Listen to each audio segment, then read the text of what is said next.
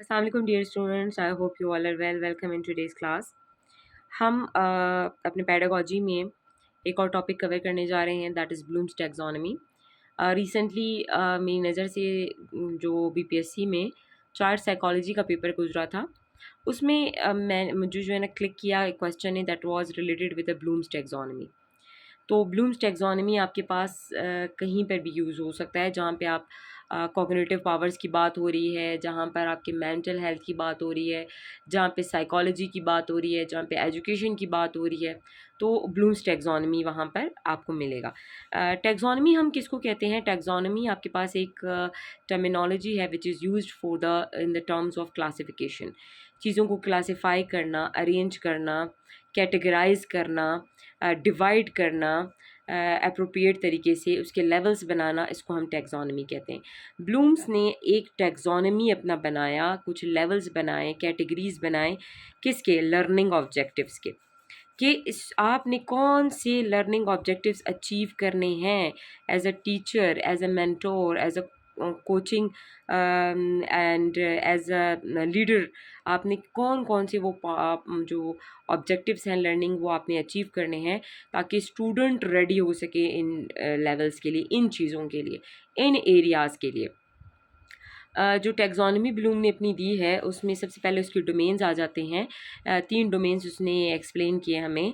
Cognitive domain जो कि focus करता है मेंटल, कॉग्निटिव, आपके पास साइकोलॉजिकल, जितने भी आपके मेंटल हेल्थ से चीज़ें रिलेटेड हैं, आपके ब्रेन से रिलेटेड हैं, उनके ऊपर फोकस करता है।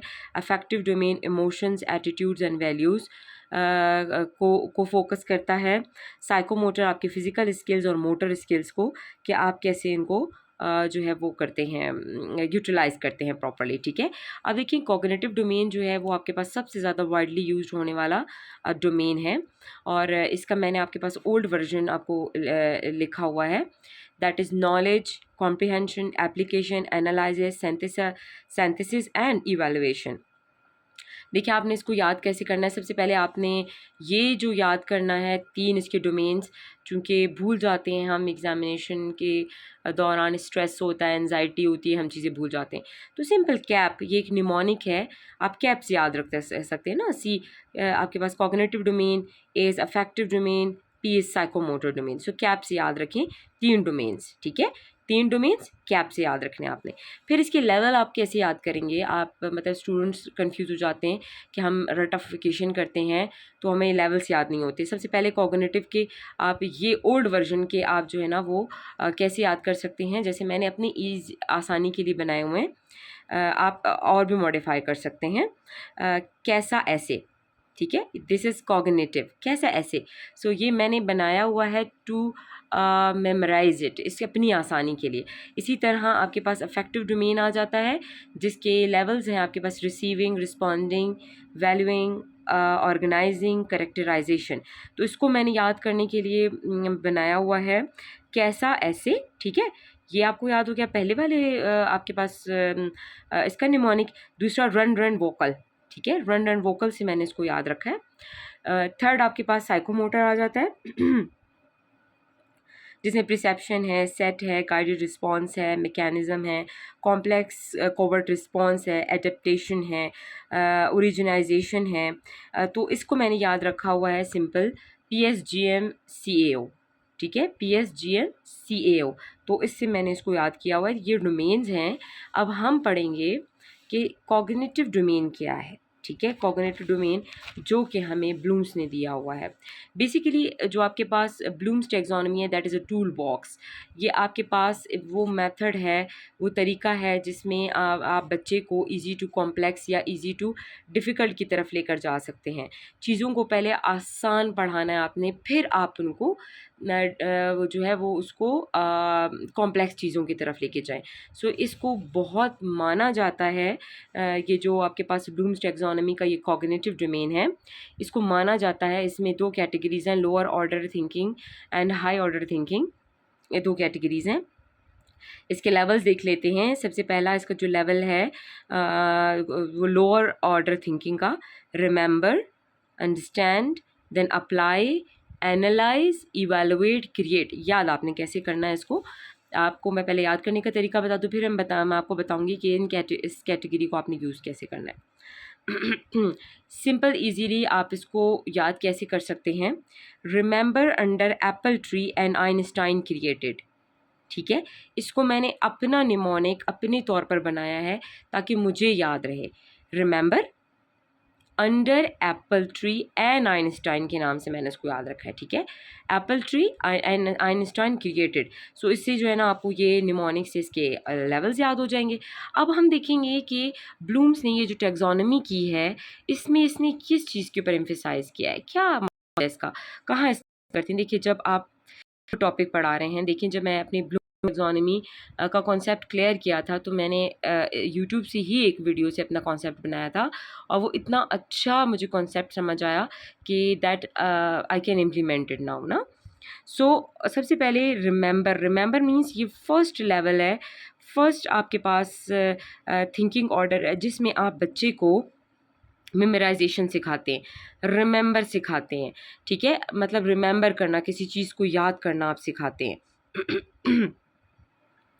जब इसको कोई चीज़ याद हो जाती है, फॉर एग्जांपल लेमन की एग्जांपल मैंने पढ़ी थी, सो उन्होंने बोला कि सबसे पहले आपने लेमन में इसको क्या याद करवाना है, कलर, साइज़, शेप, ठीक है। ये आपने अब ये चीज़ उसको आपने क्या करानी है, रिमेंबर करवानी है, याद करानी है, मेमोराइज़ करानी है। बच्चा जब उसको याद कर लेता है फिर आप अब इजी से कॉम्प्लेक्स की तरफ आप जा रहे हो, आप पढ़ा एक चीज़ रहे हो, आपका टॉपिक एक ही है, ठीक है, लेमन है, that is your topic is lemon. अब आप अंडरस्टैंडिंग में क्या करोगे, आप अंडरस्टैंड में अब बच्चे को समझ आ गई कि लेमन जो है वो आपके पास राउंड है, येलो कलर है उसका, और अब इसको जो है ना वो मज़ीद फर्दर उसको अंडरस्टैंड करने के लिए अब देखिएगा इसके अंदर है क्या, किस लिए इसको इस्तेमाल करते हैं हम, ठीक है। अब उसने इसको अंडरस्टैंड कर लिया। अब इसको एक और चीज़ यहाँ पर समझ आ जाती है कि लेमन जो है वो इसमें आपके पास ये सोर है, ठीक है, इसमें आपके पास विटामिन सी है, सिट्रिक से रिलेटेड है, आपके पास ये सिट्रस फ्रूट है। तो वो अब इसको अंडरस्टैंड कर लिया, अब इसको अप्लाई करेगा। नेक्स्ट में अप्लाई कैसे करेगा, वो इससे जो आपके पास लेमन जूस है उसको जो है ना वो इस्तेमाल में लाएगा, ठीक है। अब बच्चा जो है उसकी अंडरस्टैंडिंग हो गई है उस चीज़ के साथ, अब वो उसको अप्लाई करने की कोशिश करता है। अब उस वो लेमन जूस को कि ये क्या काम करता है वो इसको चेक करता है कि आपके पास अब हाई, आप देखें अब हाई ऑर्डर थिंकिंग की तरफ आप जा रहे हो। अब बच्चे को आप इजी टू कॉम्प्लेक्स की तरफ ले जा रहे हो, अब इसकी क्रिएटिविटी बढ़ा रहे हो, क्रिटिकल थिंकिंग बढ़ा रहे हो, कोलाबोरेशन बढ़ा रहे हो, ठीक है। अब बच्चा उसको अप्लाई करेगा, फिर इसके बाद एनालाइज करेगा। अप्लाई कर लिया उसने देख लिया कि भाई हाँ ये सोर है और इसको दूध में अगर हम डालेंगे तो दूध ख़राब हो जाएगा, इसमें विटामिन सी है और इस तरह लिक्विड है इसका खट्टा सा, ठीक है। अब एनालाइज का वर्ड जहाँ आ गया इसका मतलब breaking down anything into components. अब वो इसकी ब्रेक डाउन करेगा कैसे, पहले भाई सोर क्यों है, ठीक है, ये दूध को क्यों ख़राब करता है, विटामिन सी इसमें क्यों है, सिट्रस फ्रूट इसको हम क्यों कहते हैं। अब इसके सारे आपके पास कंपोनेंट्स को वो अब इसको कंपोनेंट्स में डिवाइड करेगा, अब इसको स्टडी करेगा फर्दर, इसको मज़ीद एलाब्रेट करके दिखा रहे हो। अब इसको फर्दर वो उसको कर रहा है। अब इवैल्यूएशन में देखेगा कि आपके पास लेमन है, आपके पास ऑरेंज है, आपके पास सिरका है, ये अब जो चीज़ें हैं इनमें अब इसकी कैटेगरीज करेगा। अच्छा बेस्ट आपके पास चीप सोर्स क्या है, ठीक है, विटामिन सी हासिल करने का, आपके पास आप इसको इस्तेमाल में कैसे ला सकते हो, और ये और फर्दर बॉडी में आपकी कौन कौन सी चेंजेस लाता है। अब वो अभी यहाँ पे वैल्यू जजमेंट कर रहा है। अब यहाँ पर वो मज़ीद जो इसके साथ लिंक्ड चीज़ें हैं अब उनसे इसको रिलेट करके अब वैल्यू जजमेंट कर रहा है। अब एक हाई ऑर्डर थिंकिंग है। अब बच्चा इस काबिल हो गया कि वो इसको अब इम्प्लीमेंट कर रहा है ना। Create is the highest order thinking level, कि बच्चे को आपने इस काबिल बनाना है कि वो क्रिएट कर सके। अब बच्चा इस तरह से लेमन जूस से रिलेटेड कोई लेमिनेट बनाएगा, ठीक है। आपके पास कोई इस तरह के ड्रिंक बनाएगा जिसमें वो तीनों चीज़ों को यूज़ कर सकता है, ऑरेंज को, लेमन को, और आपके पास एक अपना कोई नई क्रिएटिविटी दिखा सकता है कि हम ऐसे भी लेमन को यूज़ कर सकते हैं, या विटामिन सी हमें ऐसे भी मिल सकता है। जो कंपोनेंट हमारे पास लेमन में थे वो हमने बनाए हैं यहाँ पर। अब बच्चे की आपने क्रिएटिविटी की, अब आप बच्चे को आपने काबिल बनाया, मतलब ये आपके पास वो कैटेगरीज हैं सारी कि जिसमें आपने बच्चे को गुजारना है। इसको बेस्ट कैटेगरी, इसको वेरी प्रोफेशनल कैटेगरी माना जाता है जो ब्लूम्स ने दिया है कि आप अपनी टीचिंग में इसको इस्तेमाल करें। फॉर एग्जांपल हम सिर्फ जो है ना वो टॉक एंड चॉक करते हैं ना बच्चे के साथ कि ये डायग्राम है, बस ये लेमन है, ये सिट्रस फ्रूट है और हमें ये विटामिन सी देता है। लेकिन आप बच्चे के साथ जब इन चीज़ों को इम्प्लीमेंट करेंगे तो बच्चा आपके पास एक क्रिएटिव बच्चा बनाएगा। आप उसकी कॉग्निटिव डेवलपमेंट कर रहे हैं, आप उसकी क्रिटिकल थिंकिंग को इन्हेंस कर रहे हैं, आप एम्पावर कर रहे हैं, आप बच्चे को काबिल बना रहे हैं। अब वो अपने आसपास की चीज़ों में ये सारी चीज़ों को इम्प्लीमेंट करने की कोशिश करेगा।